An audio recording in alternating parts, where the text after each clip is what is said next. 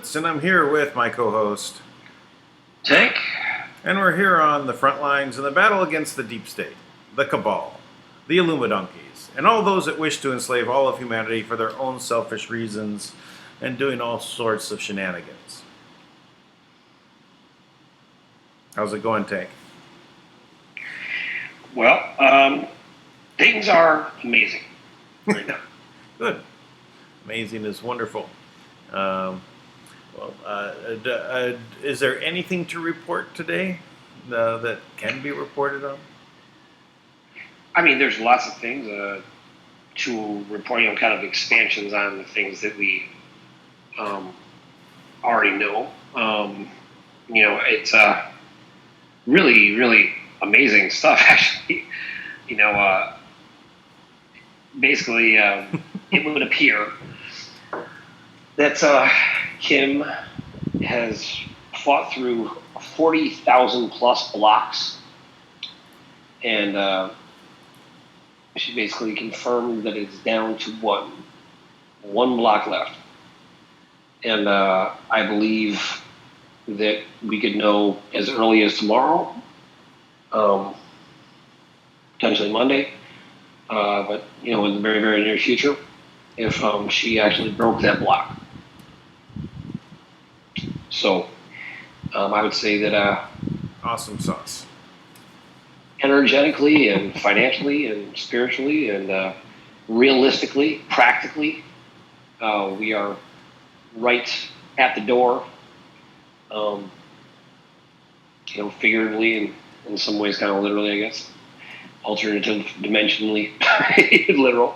But it would appear that we have battled through this, and it looks like we're going to actually be able to step forward and create the world that we wanted to create. And I'm very, very happy about that. I'm very calm and expectant.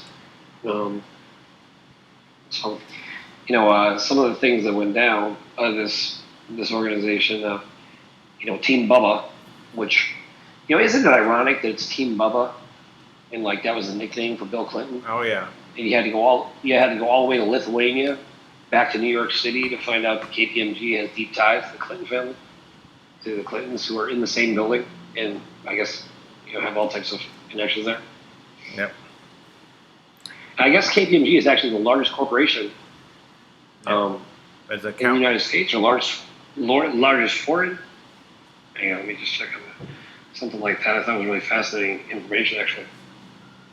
But fascinating stuff all the way around. So, that's great news. So the people that know who they are, they say, "Oh, they're the accountants." Right.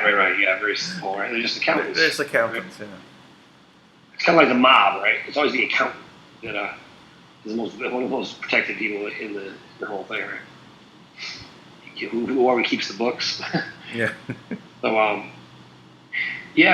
so there's that, and I think that's, just freaking amazing, to be honest, and I'm very humbled and grateful to be a part of that. And then, it's fascinating because I realize that I'm just catching on, I guess, a little slow to the party, I guess, but, you're basically witnessing a back and forth right now on the Democratic side of the Rothschild versus the Order of the Black Sun. So you have the Order of the Black Sun, the Ilhan Omar socialists, right? Bernie Sanders, all that whole thing, right? Yeah. Then you have the Rothschilds, pulling out all the stops to get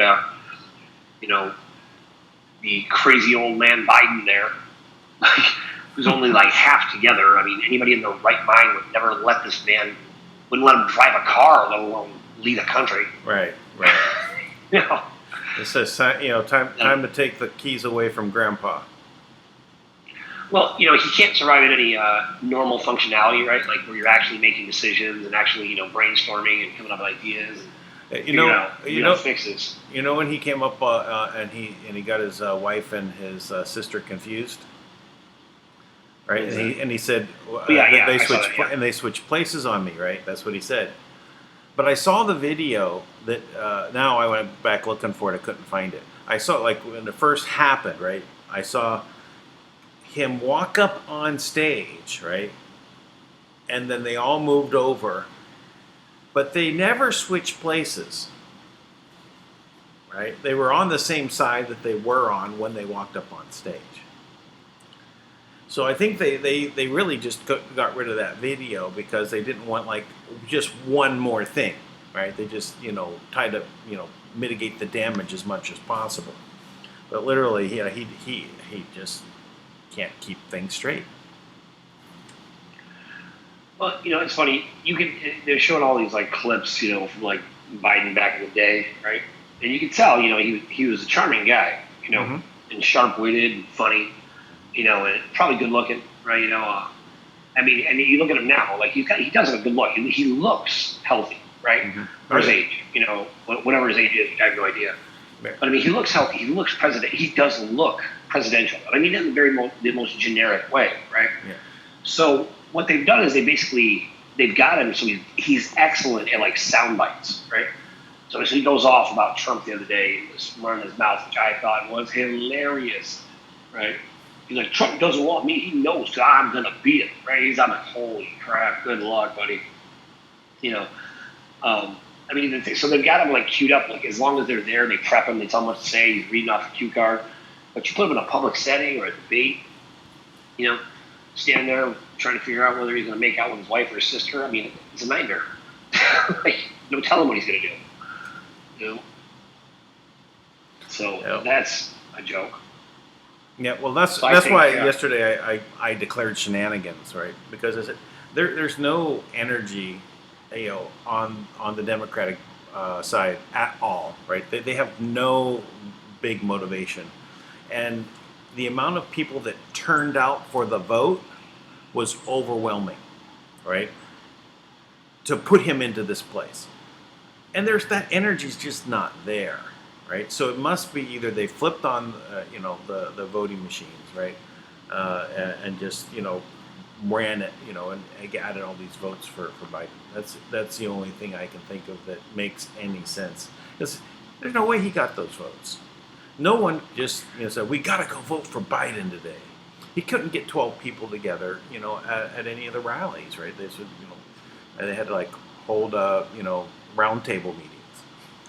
Yes, because no one wants to listen to him, and he can't form sentences. There is no energy. No one's going to get out and say, yeah, we really got to get Biden. I'm so excited. No, everything hold their nose while they say, yeah, okay, I'll vote for him. But you're not going to get these people out of their houses and come down, go over obstacles to go vote for him. And that's what had to happen for those numbers, that turnout to actually really bring him out. So that's he's not there. So it's part of a plan. Number one, get rid of Bernie. So if it's a battle between the black son and the Rothschild side, then who's on the Rothschild side in this game is going to be Hillary, right? And who's on? So you got the Clinton, Biden, Obama, and affiliates on one side, right? Yeah. Then you've got the upstarts, right? You got like Ilhan Omar, Bernie Sanders, right? Because Bernie Sanders got screwed by them, right? Yeah. So you got Ilhan Omar, that whole contingency, the AOC crowd, right? So which side were the Bushes on? Because Obama was created by the Bushes. Yeah, well, they're part of. That's Rothschilds, right? So they're the Black Dragons. So that's the dragon families. The dragon families are different from the Order of the Black Sun. Now, not to say they didn't work in harmony, but sure, harmoniously pitted against each other by the previous comptroller. 13 clans, 13 families. They all have their sides, and the two dominant sides are going to be the Black Sun and the Rothschilds. So this is where it comes down. Well, no, this is different though. This is different. See, the 13 dragon families, that's all Rothschild. Oh. That's all Rothschild or some faction of Rothschild.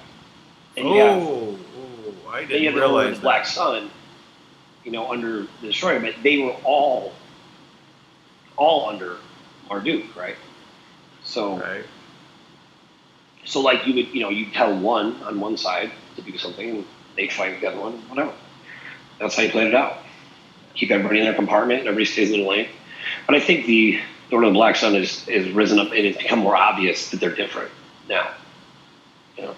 Because then whose side is Soros on? So Soros is a Nazi, so he's on the Rothschild side. Okay.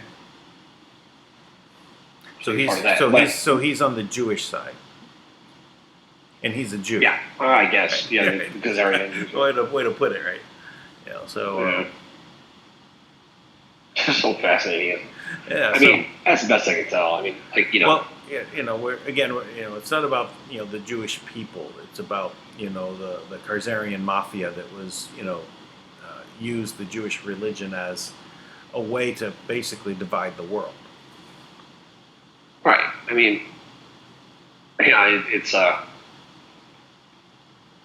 never sure who's who, to be honest. Like when you go back, right? Like I don't know. The Ashkenazi is the Ashkenazi the Khazarians, or is it the other way around, or the other one? I don't even know. I can't answer that at all. Well, and even then, it's like who knows. So, but the two sides we can really just define: good and evil. Right? We know that we're basically looking at what is evil, right? Is against humanity, against what are the bedrock basic principles. Like say the biology of man and woman, right? For them to try and split that up, right? And divide to conquer, right? So it's an impossible thing to keep dividing to 60 some genders or whatever. It's just insanity. And then we have the communist side, right, which is socialism, communism. It's about just putting a dictatorship in place of a oppressor and victim structure. They claim that everything right now that everyone's either a victim and against the elite, right? Against the oppressors, which are in this case, the capitalists, the ones that are basically creating all the wealth and all the abundance and making lives better for everyone, right? So they just are going to replace that since they're saying, well, now we're going to be in the position of power. We're going to be the oppressors. Everyone's still the victim because they just keep pushing. They're not going to say, okay, now everyone's not a victim anymore. You're still a victim in the new system. You don't get the. Well, it's funny because it's so ironic when you think about it, right? Is because even what they were doing here with the Democratic Party is everybody's a victim. Every one of these characters, right? Now the only one who's remotely not a victim, but is clearly everything we hate about the rich elites, mafia, right, is Joe Biden. Right? He's everything you can't stand, right? So they were trying to build up all these other characters, right? So you had, what her name is, Pocahontas there. Like they tried to make her, the victim who's a hero. She's the everyday person, gonna have a beer with you, just want to talk. And to be honest, she did a pretty good job actually presenting herself on stage and calling out Bloomberg and things, right? Then they tried to throw Bloomberg in the mix, right? Invest $400 million to get him on stage, and he failed miserably. He wasn't prepared for it, right? Because that was a change in their plan. Bernie Sanders is pretty polished, right? He's already been through this once, and he's so like out there, full on communist now, and it's disgusting at this point. It's like, are you kidding, dude?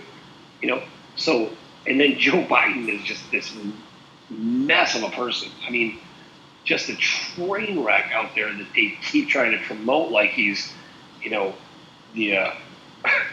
like the hot new ticket, right? It's like, hey man, this guy's like, super light beer but gets you drunk. I mean, he's wonderful, he's magic, right? But he's like, oh my god, are you kidding me? It's like warmed over spoiled Chinese food. I mean, give me a break. So I just find the whole thing to be hilarious. That's very descriptive, yeah. Yeah. Well, it gives you a vibe, right? 4-day-old sushi. It's like, Oh yeah, that's He appetizing. Oh, just, let me well, add some but that's the thing wasabi to is, that. because you could tell they didn't know what to do. Yeah, Because what they were trying to do is they were trying to impeach. bond. Well, no, they were trying to bond and connect with the people, right? So they're trying to be like, hey, we're just like you. We're victims too. So they put up all these people who cried victim. But you know what? Nobody wants a victim as your leader. Right. Like nobody wants somebody who's like, look, I'm a victim. I'm suppressed just like you. It's like, well, why the hell would we want you in charge? Well, we want somebody to say, I've been through that and conquered it. Yeah. You know, it's kind of one of the things that Trump said about Mini Mike, right? Is that he didn't take command, right? When Warren was coming after him, he didn't put her in her place, right? He just kind of stood there and took it, right? And you don't want that, you know, like sit there and be a victim. Yeah, so it just doesn't hold up. So. I remember this years ago, right? About how a lot of these really rich guys, how they're never overweight, right? Is what somebody was telling me. All right, and there was this whole like report on it, and they said the reason why. And they talked about, and they used Mike Bloomberg as an example. And they say because every minute, every second of Mike Bloomberg's day is planned out for him. He knows when he's going to work out, when he's going to eat, what he's going to do, and somebody does it for him. Yeah. So he's not innovative. He's not a leader, right? When given a proper script and direction, he knows what to do. But then you take something like Rudy Giuliani, right, who really did, save New York. Bloomberg often takes credit. But Giuliani, you could tell, he's in the moment right then, right? His intelligence is live. He can respond, right. In that second. There's such a big difference. Trump, he's raw. And when someone's raw and they're not scripted, you know what? Sometimes they say something that's a little out the box. Yeah. Right. Like he might call some reporter who's been giving him a hard time and call him all types of names. Might look at him and be like, "You horse-faced bimbo." I mean, because you're mad, right? You might say something dumb like that, right? Like that you wouldn't want to necessarily say as a quote, traditional politician. Which what we know is politicians have been nothing more than a voice box for bankers and various corrupt groups. But Trump's not that. So you know what I love about Trump? He's perfectly flawed. He's a real guy. He gets mad just like you and me. He's pissed off. He speaks his mind. Sometimes he cusses. He doesn't give a damn what anybody thinks about it. I love that. And I can't stand one of these generic, fraudulent, fake, phony puppets that get up there. And it has become so obvious how that their head has been cut off. So they don't have any good plans, right? They need to plan for so long just to get one of them to make a halfway decent statement that they can run on a soundbite over and over again. Yeah. Right? That's why it's all identity politics, right? It's all about just coming up with these little short phrases, the names that you can call people, and you can't vote for them because, right? And so no one needs to think. All right, so anyone that can think, anyone that does come up and actually present, logic and reason and great plans, they have to demonize it because they have nothing. Yeah, no, it's very true.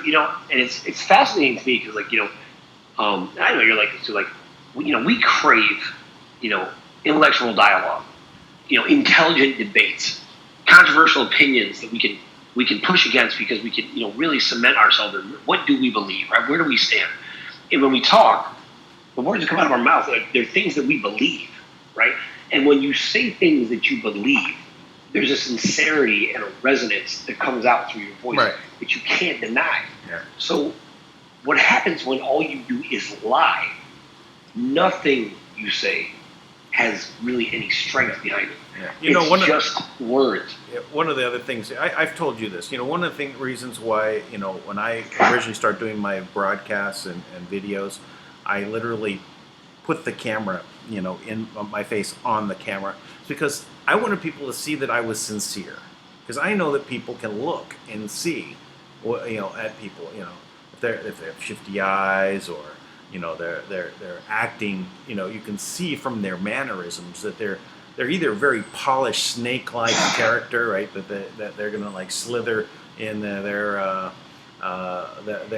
con on you, right?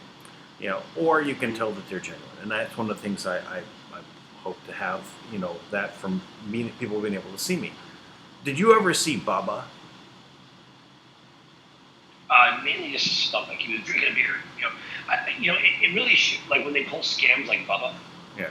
It really shows what they think of us. Like, I didn't know if he ever showed his picture. I just wondered, because most trolls, they never come out from under the bridge, right?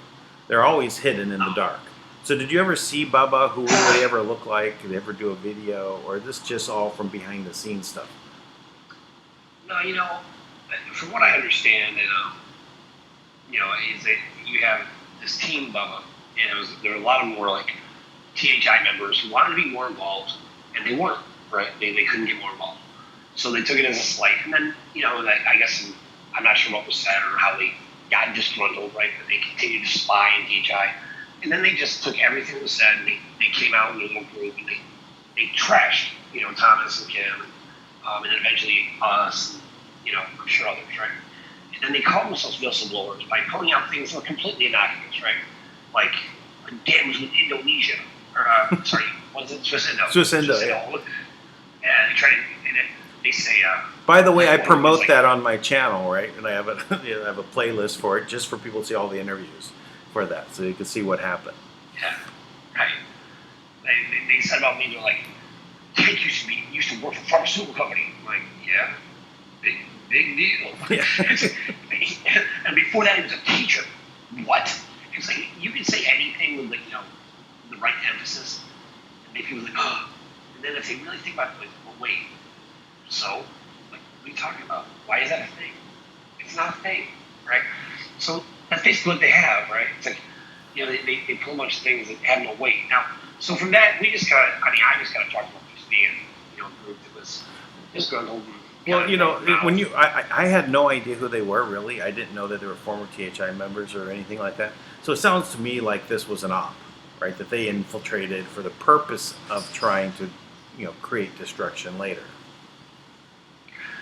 Right, and so, but it was much bigger, right?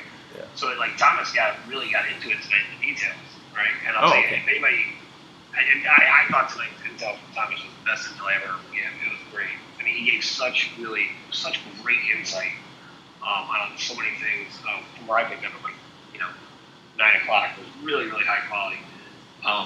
But he goes in, and he was just talking about how this group, right, how they see what happens is like you have like one guy who seems to have a lot of intel, which is like usually that's your CIA MI6 guy, or NSA guy who's there and he's running like covert ops, pretending to be one of the people, but he's the one with all the information, right? So I've dealt with lots of these guys over the years, right? So and then they pull everybody into the group. Now, where you've gone wrong is when all they really offer is negative information. All they want to do is discredit something. But they're never giving you an answer. They're never giving you a solution, right? They're just whistleblowers. They're just screaming from the hilltop, they're bad, they're bad, they're bad. So they're doing that, right? Well, then come to find out, that guy's decided to run another site to do child porn in Lithuania, and then also a child auction site. Now, this is interesting from this standpoint. These child auction sites, I'm sure there's all types of child auction sites, right? They're selling kids, and that's part of it. And Thomas alluded to this. He just kind of mentioned it. He said, and it's worse, he said. I'm like, what's worse than, the pedophile part and the fact that they're auctioning kids off, right? But adrenochrome. Well, yeah, I'm sure, but he was talking about a very high individual thing, right? So there is something on the dark net that I'm familiar with, right? That I've read about before, about in the depths of the dark net, where you can travel through these different walls and different things like that, and you get to a place where you basically have a live audience and you can bid, right? And you can put money up, and you can basically, be watching some situation, right? Whether it's, a child laid out on stage, or a woman, or a man, whatever, and basically the audience or the people bidding they can bid on what happens to them, how they're tortured, what they want to see them do, things like that, right? And so there's more to it. Now, first, that ties back to KPMG, right? That also does audits for the World Bank. It's also where all the banks were running their IT centers out of New York, in Manhattan, right? And also, they also do audits for other countries, like their banks, right? And I think it's the largest corporation in the U.S. actually, right? So now, here's what I find to be fascinating. Well, here's just a coincidence that I think is going to prove out. So anybody out there who's in the FBI, because this information was turned over to the FBI, and the FBI did nothing with it. Or no, well, actually, excuse me, I'm sorry. I don't know that. What I was told is that there were senators who wanted the investigation stopped, right? Because it was a high-end trafficking business, right? And so obviously, they're probably going to trace back to them somehow too, because you got these corrupt senators. So here's what's fascinating. So there's a case going on right now here in New York, and Lawful America's, our state director for Lawful America here in New York is Anthony Sabella. Now Anthony's a former Marine, and he's real smart guy. He's real active, right? And he's been abused by the court system himself. Had his own kids, kept from him. He's got a girlfriend who's right now in a battle with her kids, right? And but he's been acting to assist and to observe the court cases, just to support this woman. Her name is Justina Valva. And basically what happened is there was this little boy, Thomas Valva, so I guess he was 8 years old or around there. And also there's other boys there too, right? That the father had partial custody too, right? And I guess the reports there was a little boy, a little girl, and they were going to school, and they were eating out of the garbage because he was not feeding them. And they were allegedly living in the garage, right? He had a space heater in the garage. They were living in the garage, right? And he had a girlfriend at the house, and she had kids, and apparently he was making little boy do things with the little girls, right? And then come to find out, the whole house was geared up with all types of video surveillance, right? So when I first heard that, I thought, I'm sorry, the little boy got basically, to punish him, he locked him in the garage, and the little boy froze to death and died. Okay? Now, come to find out, the father is a cop, right? So there's all this video surveillance in the house, and they pulled the records, and then suddenly when they went to use it in court, they were all missing. So now you're starting to catch on to something's fishy, right? But the mainstream media is not portraying it that way at all, right? But this is what's really going on in the case, is they just lost all the video. So now I thought about that, and I'm like, I wonder, right? So I put a tip in to some people that I hope follow up on it. But anybody out there in the FBI, I'm going to give you a tip. This guy was also collecting. He's a cop, but he was making an extra $130,000 a month, right? Off of videos in his house. Right, that's what I believe. Now what happens is they buried that evidence. That didn't come. Now, how the hell does that not come out? It's a murder case. That doesn't get mentioned. The videos go missing. No big deal. He's a cop. Well, okay. Now you're starting to see how the fixes it, right? Right. Now, if I was an FBI agent and I was investigating this, right, I would look into the records of this man, Thomas Valva, and if that money was coming to his account from KPMG. You got to think, if anybody can hide it and cover it up, it would be that accounting firm who's running the IT departments for these different banks. Yeah. So there's the potential, in my personal, intuitively, my sense about it is that this is all connected. That he's one of the people that is getting paid by this child auction site out of Lithuania, and he's a cop, so all the other cops are covering up for him. So right now, you got these, our people have been really fighting to try to protect this woman, Justine, because they're, Anthony's got patrols set up to make sure that she doesn't get killed, stuff like that. She's, I guess I'm not sure if she's fighting for her kids right now. There's a couple details I'm not familiar with, but But I'll tell you, that's a pretty big deal when you think about it, right? Now, that's possible. Because you got to think, all that information just came out. Now, what senators would have the nerve and audacity, unless they were part of it, to want to stop that case, that investigation? Why? Because think about it all started with Team Bubba. Right? Team Bubba, didn't really seem like a big deal. But to your point, it was an op, right? They were gathering intel. Right. Yeah. On Kim, see where she was at.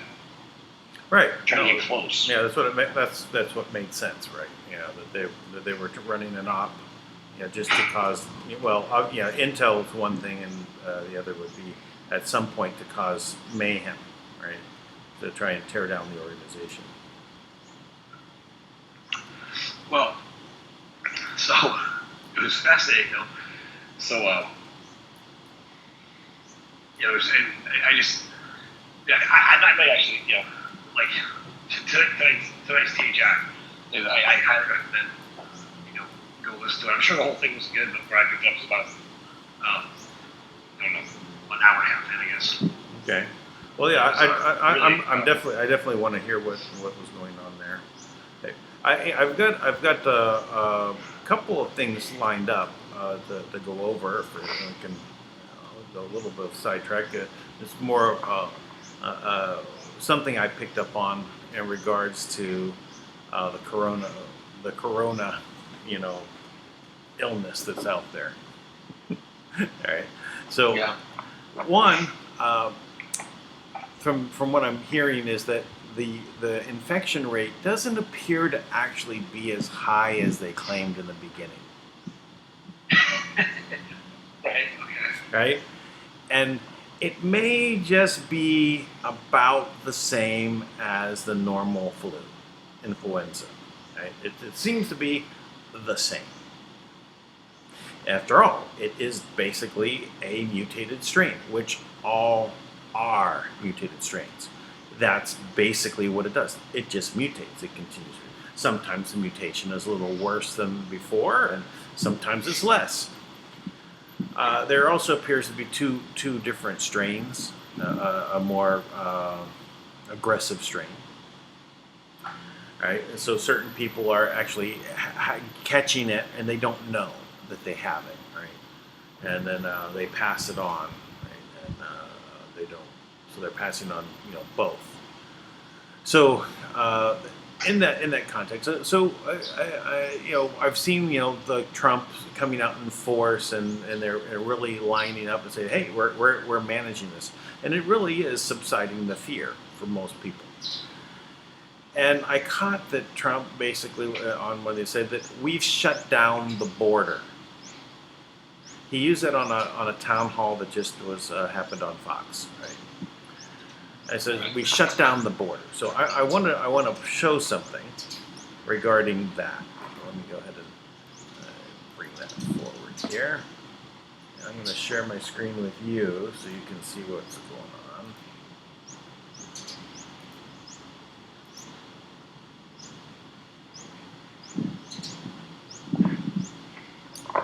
And let me bring this up. Okay, so what we have here is USA shipping ports empty due to the beer virus. Containers usually filled up to the ports and incoming products that we will all buy. This is based on a female truck driver, just showing a video of what's going on. I might have to rewind that a bit. And I don't really need to listen to the audio very much, but I'll just fast forward this a little bit. And what she does, she comes out of her truck. It's just not playing. Rewind.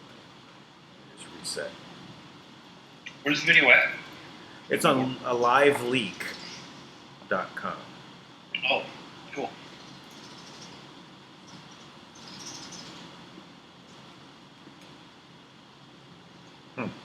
Well, it seems like it's not wanting to play. Oh, here it is. It's coming.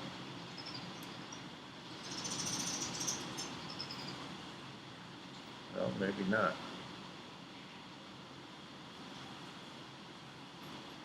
Yeah, extremely erratic. Here, fast forward a little bit. Well, basically, it looks like this is in one of the harbors in California. She's her truck. She's there to basically, pick up and drop off containers. Right? She's in a 16-wheeler, and she says these containers are usually stacked, like 40 high, something like that. But they're not. There's a whole empty areas. Basically, she's pointing out. She says this is vacant. Yeah, there's a few over here, but this is normally full. There's a never-ending line of trucks coming in and out, taking these away. And she says that it's basically that it's empty. It's not playing too well. And again, I just want to go back to The Simpsons here. Please don't tell the supervisor I have the flu. I've been working with a shattered pelvis for 3 weeks.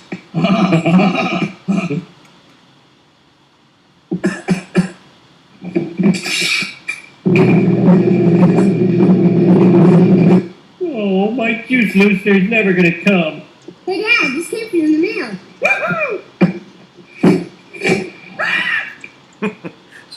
So basically, I think that when Trump says he shut down the border, I think he really means they stopped the containers coming. They stopped all of them from coming in from China. Oh yeah. Right. Yeah, I think so. So I think that's. Sure. I think that now you were mentioning earlier, that we're here giving intellectual arguments about things and presenting things. No, I don't know if that's true. All right, what I just said, right? I can only make some assumptions here, and I might be completely wrong, right? But it does appear that there is not everything that's happening is being told to us, right? So the narrative is not going, because what would happen if people knew that there weren't a lot of imports coming into let's say if the mainstream media started talking about it, what would happen, right? It would basically cause people to rush more to go get what's there in the stores, and that would cause a bigger problem. If they just allow it to slowly come in, they can replace those goods from other sources, maybe even from Mexico and Canada. Who knows? I don't think there's. I mean, as much as there's hype about this, I mean, I know people love to get you wait when the shelves are empty. It's like, okay, let's take a deep breath on that for a minute. First of all, we make more than enough of everything to be completely self-sustaining. Now, are we going to be able to get the same gimmicky products we're used to? Maybe not. Right. But I mean, are we really going to be lacking? I mean, come on. It's like America is lush with everything. It's like everyone panics about oil, and then now we're the number one oil producer in the world. it's like we don't need. We also have excess oil reserves we have stacked up just in case. I mean, there's so much extra that to portray it like we're struggling. Like if we had to rebuild every single thing, that we had to be completely self-sustaining, we would have enough. We'd be okay. You wouldn't have people starving. This wouldn't happen. It's like, but yes, you're right. People would freak out because we're all trained that way. Same way everyone's going to buy masks. Yeah. Well, I've got one more here. This is Pompeo, and he gave a really good briefing today. So I've got two little clips lined up for her. This is the first one. In other news related, I received word this morning that the ICC Appeals Chamber authorized an investigation into the activities of the Taliban in the U.S. and Afghan personnel there. This is a truly breathtaking action by an unaccountable political institution masquerading as a legal body. It's all the more reckless for this ruling to come just days after the United States signed a historic peace deal on Afghanistan, which is the best chance for peace in a generation. So ICC, International Criminal Court, right? What organization? That's The Hague. That's the World Bank. It's the cabal central banking system, right? That's what he says. It's masquerading as a legal, authority or a legal, right? So he's calling them out on it, right? And say, listen, we just declared peace with the Taliban, and look what happens, right? The central bank is saying, well, you guys, we're going to investigate you, right? So, please. Mike Pompeo, I gotta say, I didn't realize, I don't know if he was always a good guy or what it is, but everything I've seen him in, I'm so impressed. Like, he's clearly fearless. Right? I could care less about you guys. I mean, he's like, I can't even remember a Secretary of State or even anyone else in government. I mean, next to Trump, he's the only other guy out there that's really going out and doing this. Of course, Rudy, right? But Pompeo is like a dynamo. I mean, he's just taking care of these things, and anything that Congress throws at him, he just turns it around on them, But you can say what's in the targets, like the central banking system, World Bank, UN, ICC, right? And so he goes right after him. So anyway, let me play one more. Sorry, is this one? I think it's this one. Here we go. Turning to China. Last week we applied a personnel cap on 5 Chinese state-backed propaganda outlets here in the United States. We took this action in service of President Trump's mission to establish greater reciprocity in our relationship with China. We expect Beijing to take a more fair approach towards American and other foreign press inside of China. So he's saying that there's Chinese media, organizations inside America, and they're out there. They're promoting China into the government and business throughout all of America. And he just said, "We're putting we're ABC, NBC, CBS." Yeah. I mean, that's what he's talking about. That's what he's talking about. Mainstream. Yeah. Wow. He is. Yeah. And then Pompeo actually came out and in the governors' conference that happened last month, and he basically told all of the governors there, if people are going to come to you and they're going to offer you great places to put your money for, say, your pension funds in China, right? And look at the returns. They're going to label you whether you're receptive or you're friendly to China, or hardline or against them, or if you're indifferent, right? They've already rated them, right? So he basically they're going after China, right? So they're going after all this. So and the kind of how I want to tie this together is that China put out this information about the virus, right? Mm-hmm. They are the ones that beat the drums initially to basically say it's very dangerous. We've shut down our whole province. 5 times the size of New York was shut down, right? But we're taking care of it. We're taking charge, right? But they won't allow our side to come in and look and get to the data, the initial data about it. Because I think that what they're hiding is that it's just the flu. It's a normal flu. As usual. It's a normal flu. At one point there was reports of 400 million people. Sure, yeah. Now it's down to 5,000. This is what I picture those meetings like, right? The guy who's speaking might look Chinese, but he sounds like one of those old school Nazis. Like, do you love the Führer? It's like what? What'd you just say? It's crazy. Like, I just feel like everything, because in reality, it's like these guys are all, get up close to you and say, like, look, you know how business gets done, right? Mm-hmm. Like, we got to make decisions that are in the best interest of our people. right? And they kind of pull you aside, make you feel special, right? Like, you're one of the few guys that gets this, right? That's the kind of way you want to butter somebody up and talk shit. Like, that's the kind of thing you say, right? That's what they do. That's why Cuomo, is all gassed up and full of himself, right? Because he thinks he's important. Yeah. Right? He thinks, and you know what? Cuomo means exactly nothing to anybody. Well, when Pompeo was talking to these governors, right, and they flashed the camera on Cuomo, he was looking guilty. Oh, hell yes. He was he was probably talking to him, right?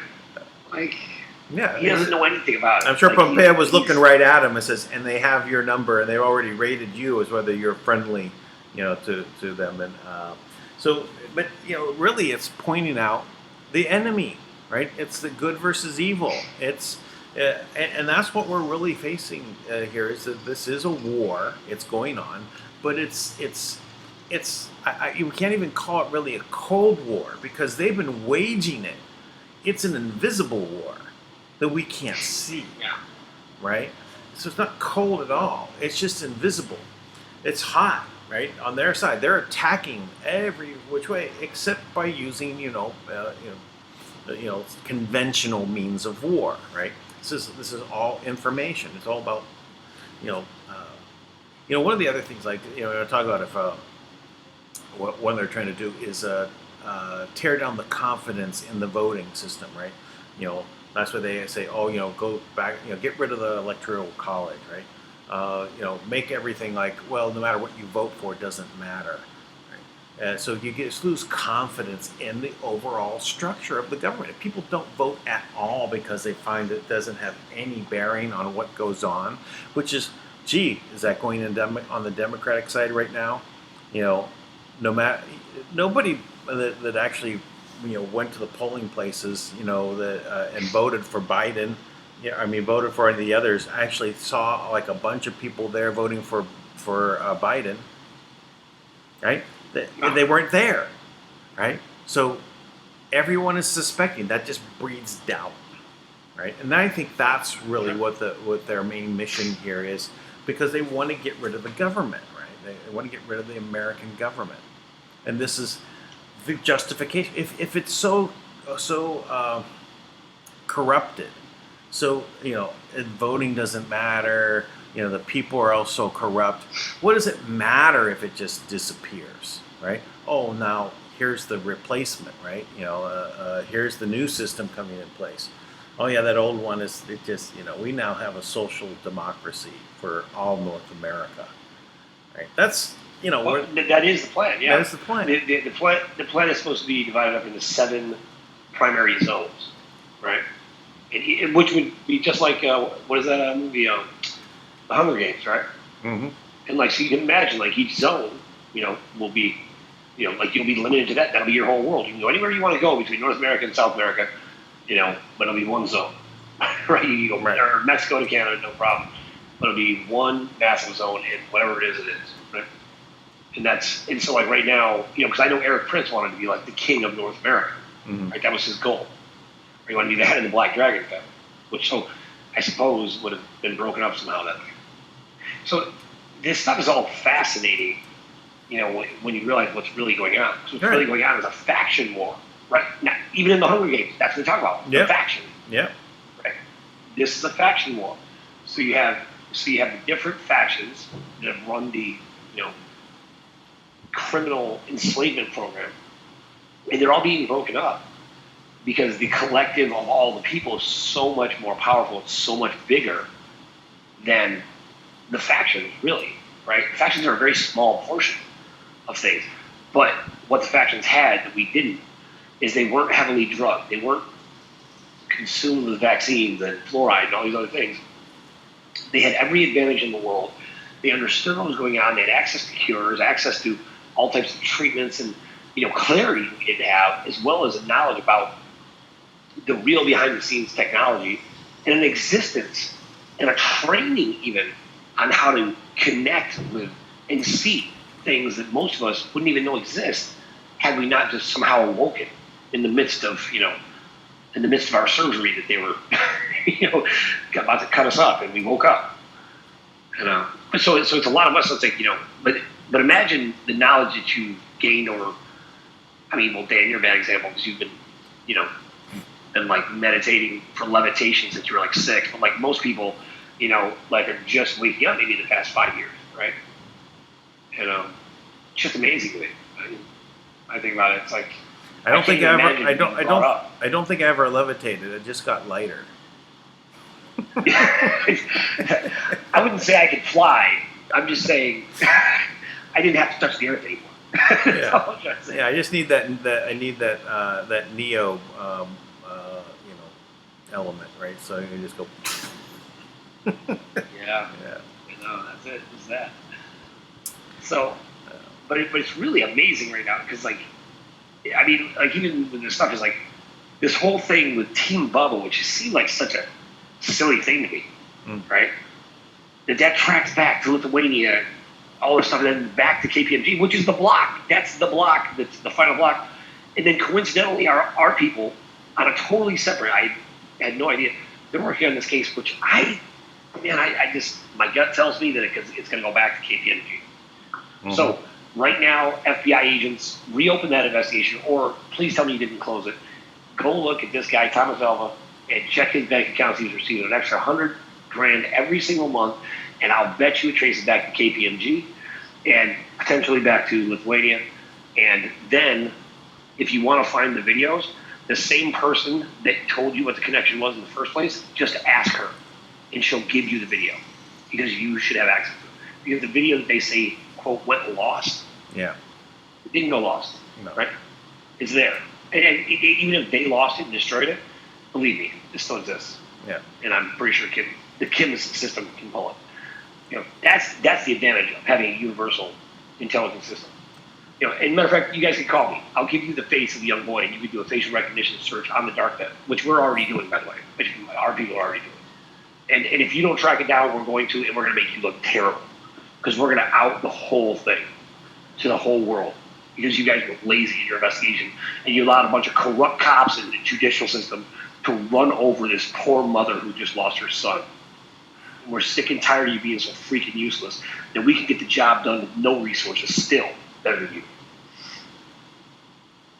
I'm sorry, I'm just sick of these guys. No, I get it, right? We can do something,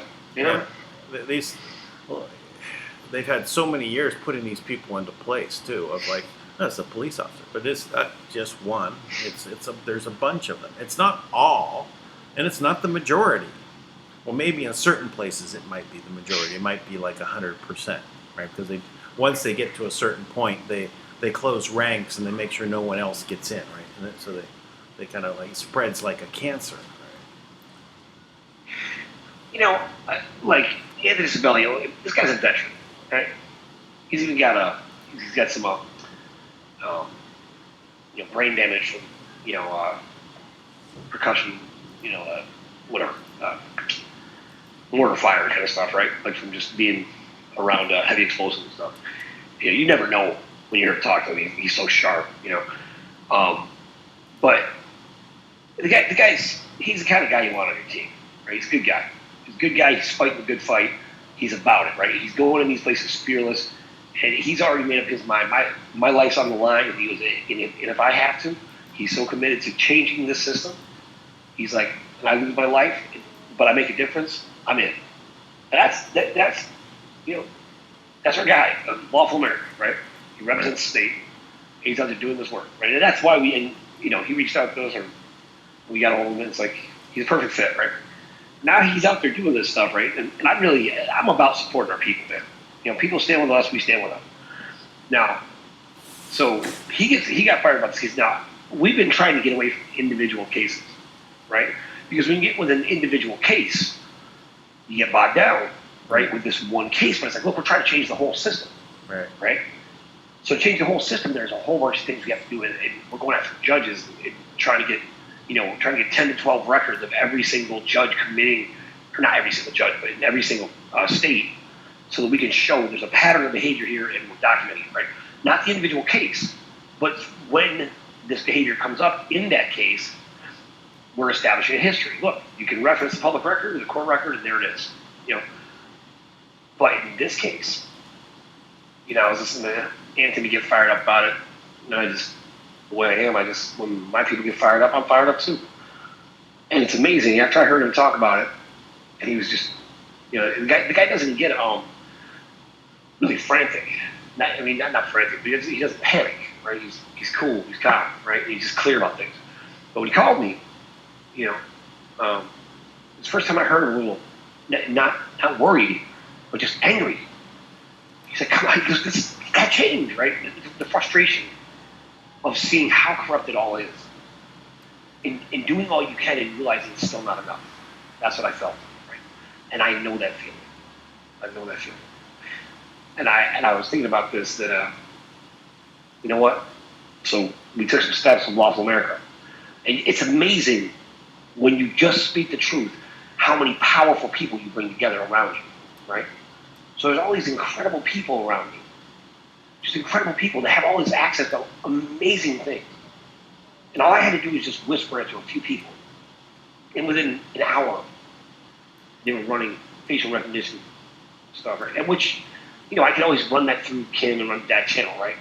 But without even going to Kim. Now that to me is amazing. Because here's the FBI with all these tools and resources access, right? And here's these cops, you scumbag, loser, low-life cops who are covering for this guy. Because the guy didn't just, make a bad decision. The guy was forcing a little boy to perform oral sex on his girlfriend's daughters, right? Now, why would you do that if you weren't recording it? And you weren't putting it out there, somehow making money? And how do you justify making $130,000 every month? And I'll tell you what they're doing. As this gets challenged, they're coming up with a reason why he was making that money, right? Yeah. Like he's secretly he secretly writes romance novels or something, right? Some BS like that. Yeah. It's disgusting. All the cops out in Suffolk County, you're all dirtbags. You're all part of the same group, the same nest of Illuminati lowlifes who think that it's okay for you to have a wonderful life at the expense of the lives of children and women and weak men. And you think it makes you strong, but it doesn't. It doesn't make you strong. It makes you a coward. It makes all of humanity less because you're such a dirtbag that you embrace these kind of habits. Dinesh D'Souza, he basically brought up a quote of Lincoln about slavery. And he says that slavery means you work, I eat. Really? So that's as simple as it gets, right? So these people that are out there that think that they deserve, all of this wonderful life based upon what they can extract from others. They're a parasite, and they're just living off of everyone else. And this doesn't make them better. It makes them slime. Yes. Yes, it does. Yeah. I think about this all the time, right? I'm so big on my son's on. And my daughter. I'm like, you represent us, right? So you make sure that wherever you go, when you leave it better than when you came, right? Because you represent the family, and that's important because it means something. Yeah. And if it doesn't mean something, like if you were raised and your family was nothing, then make it mean something, right? See, it's your job to make your name have meaning. Yeah. Yeah. That's why they want to, get rid of your names, and make them mean nothing, or families, in other words, break down the family. Yeah. Because then it doesn't mean anything. Nothing means anything. So there's no value in any of it. So you don't fight for it. Right. Your word is your bond. Why? Because your family would be affected. That's right. That's right. And we ought to have, there's something to be said. I think about it. I was very fortunate to have, wonderful parents, and I think about it all the time. And I still have wonderful parents, and I think about this all the time. That I always remember, my parents could have, they had me when they were 18 and 16 years old. They're still married 43 years later. My mom's best friend got pregnant at the exact same time she had an abortion. My mom, in a small town in upstate New York, super conservative white area, where you didn't get pregnant in high school, got pregnant in high school, and she decided to have me. And it was a very controversial decision in a little town like that. She got shunned by everybody. And I think about that all the time. I always think to myself, I will make sure that my mom knows she made the right decision. We ought to all have that attitude that, no matter where we came from, no matter how hard our upbringing was, at the end of the day, your parents made that one decision to have you. And you're here, right? You're here. They gave you nothing else. They gave you a shot. Why not make that mean something? Our life should be a testimony, not just of good stuff and striving to mediocrity and we found a way to be average and fit in. But it ought to be a testimony to we took the opportunity we had. That first breath of life, it's called inspiration. The first breath you take is 40 times stronger than any other breath you take your entire life. It inflates your lungs. That first breath. That's what it means to be inspired. It means that the spirit of life is living in you. Now, no matter what you were brought up with, it doesn't matter. At the end of the day, you got that from your parents, right? So I think about this all the time, that we should make that mean something. We should make our name mean something. That when people say our name, they know that means this, based on your life's testimony, right? And I think about these low-life losers out there locking their kids in the garage, for money, freaking money. I can't even fathom it. So, but you know what? At the end of the day, I figure if there's something that evil, then just the way that homeostasis works, the balance of the universe, everything seeks balance, then the equal and opposite good also has to exist. So I make that choice every day to be that equal and opposite good. If that much evil can exist, then we can be that much, good on the other side. Well, as the evil retreats, as the darkness, basically gets, put out by the light, we are going to be filling that space. So we need to rise, right? We need to basically move forward. People need to start getting into action with the things that we've been all looking to do, right? We all want, a world where, hey, there is no need for hunger. In this world, why would there anyone be hungry? And all these organizations out there that basically say, oh, we're to, solve the hunger problem. Like the UN, World Bank, all these programs. Why are there so many people hungry? Right? This is, it's just, it's stupid. Even on the medical situation, people say, hey, we need to have,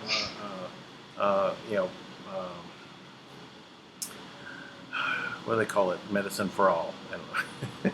It's a universal health care. Universal health care, yeah. Yeah, so, but there's no problem having that. It's the system itself where it's billing out crazy amounts. There's no problem with healthcare here in the Philippines, right? It's a third poorest country on the planet. I don't know if it's still that, but maybe it's in the bottom 10.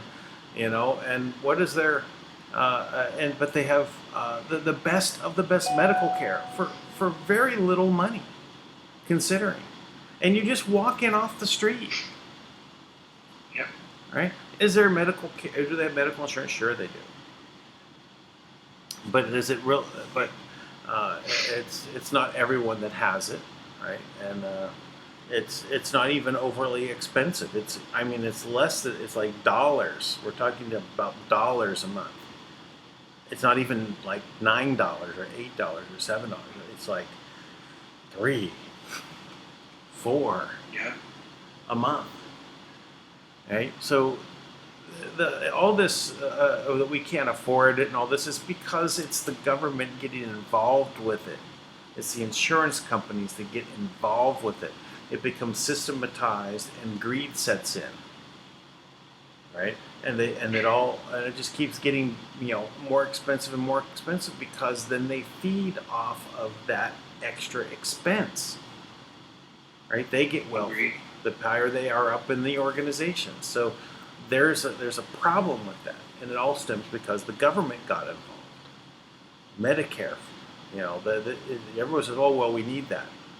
Well, it's because of Medicare getting in and setting the rates. You're 100% right there, and it's amazing. You would think when you centralize control, it would simplify things, right? And what it ultimately has done in reality, exactly what you're describing, right, is it has made everything complicated and chaotic, right? So the problem has so many different levels, so many different issues. It is so complex. The problem seems just insurmountable. But this is the key. When the problem is complicated, the solution never is. Yeah, get rid of the solution is get rid of it. And just start over. Well, no. The solution is simple. See, at the end of the day, when everything's chaos, right? It's not to centralize control of everyone, right, into the power of a few. It's to centralize the control of the individual back into their own hands.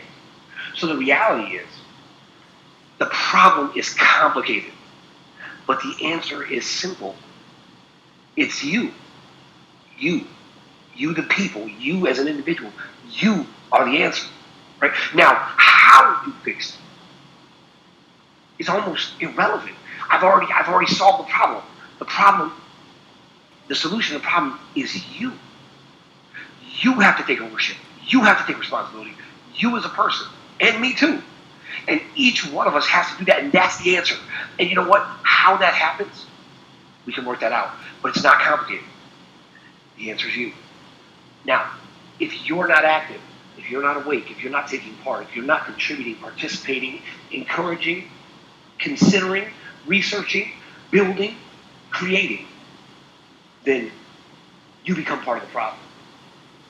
But if you are engaged, you are the solution. Stay the course. That's the answer. Simple.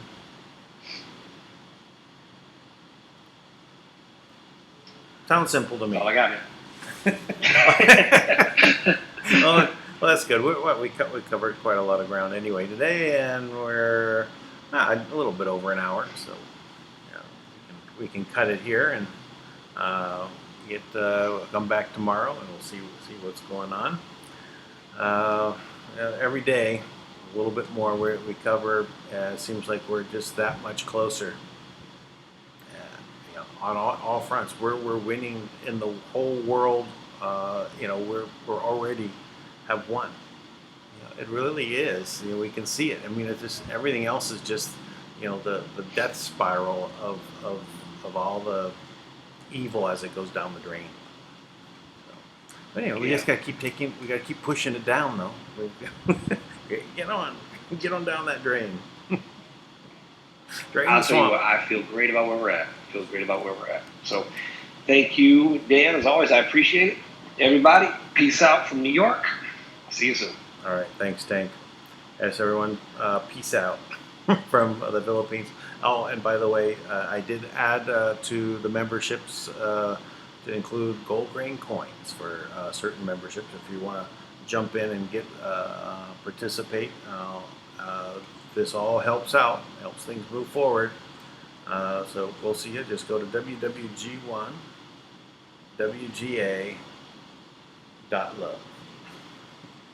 And we'll see you tomorrow. Bye-bye.